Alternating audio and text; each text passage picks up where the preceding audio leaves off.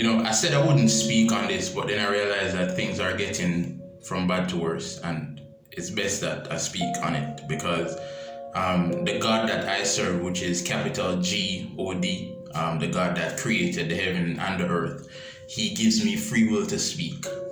And not to take this offensively, but a lot of y'all, the God that you're serving now, the God that you have replaced the God with, you have replaced him with a God, which is the capital.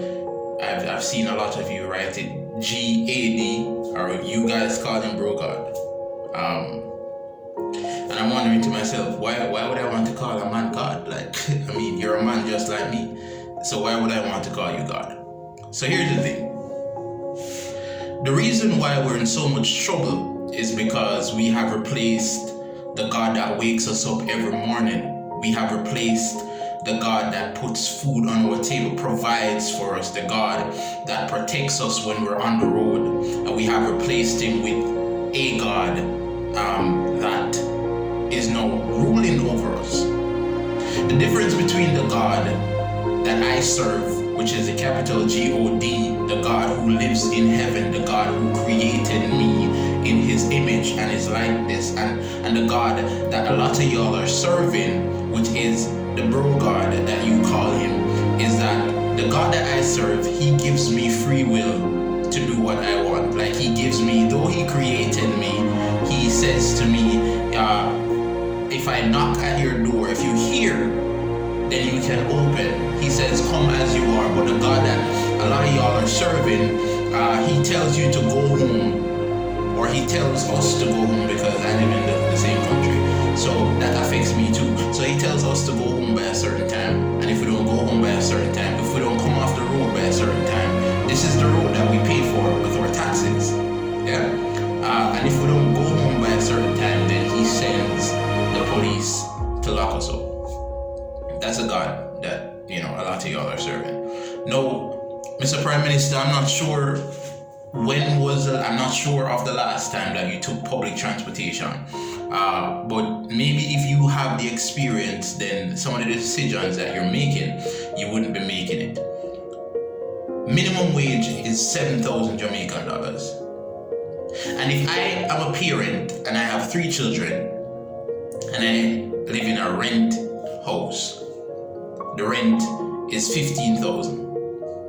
Now, if you multiply 7,000 by 4, you would realize that is what, $32,000. What, $28,000.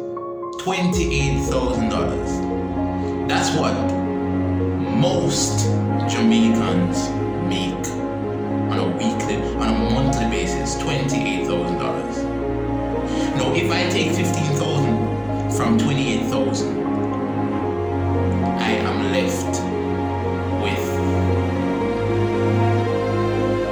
13,000. If I have 3 children, and we're doing online schooling now, so if I have 3 children and I have to get 3 different tablets or 3 different devices for them to learn from,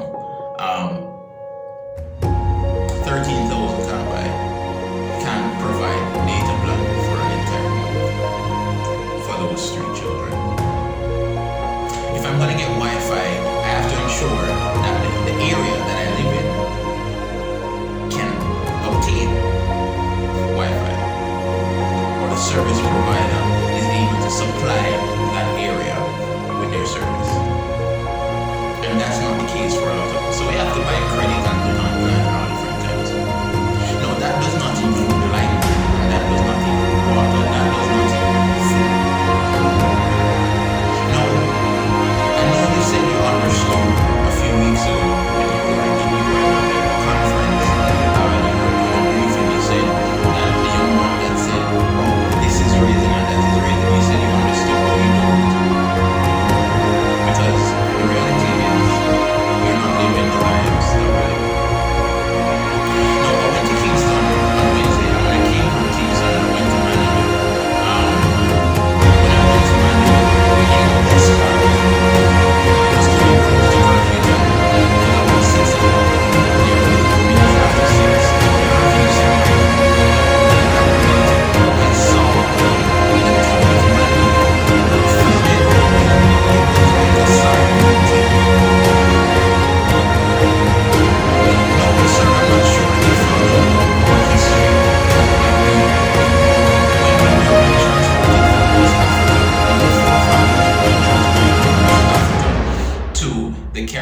Caribbean to North America, South America, they were being transported in ships, and they would be packed by the slave masters or the captains of the ship like sardines.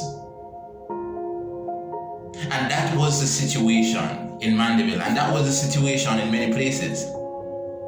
Now, I know we're supposed to be social distancing, but at the same time, when you think about it, tax offices are crowded with people. The banks are crowded with people. Western Union, that's crowded with people. I have never walked past a tax office and see people social distancing. Like that, I've never seen that happen before. I have never seen in a plane where people social distance. But you social distance to stand in the line. But when you get out of the line and you're boarding in the plane, you're seated beside people. Like everybody is close, depending on the seating capacity of that plane. I'm not a political person, and I'm not looking at this from a political standpoint. I'm looking at this from a people standpoint.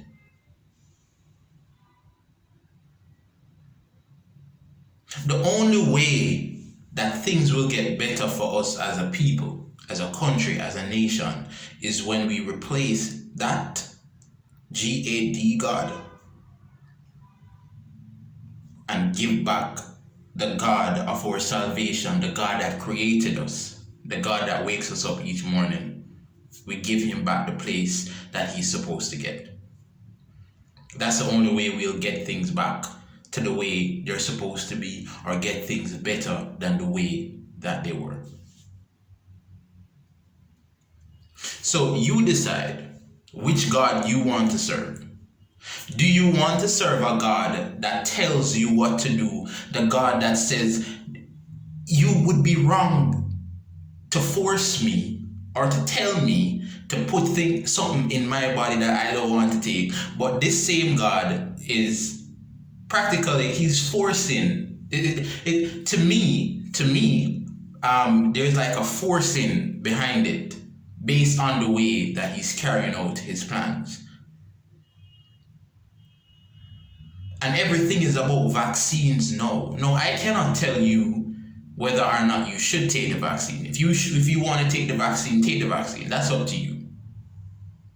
And I cannot tell you that you shouldn't take it, because you are a human being and you have the authority. It is your right to decide what you want to do.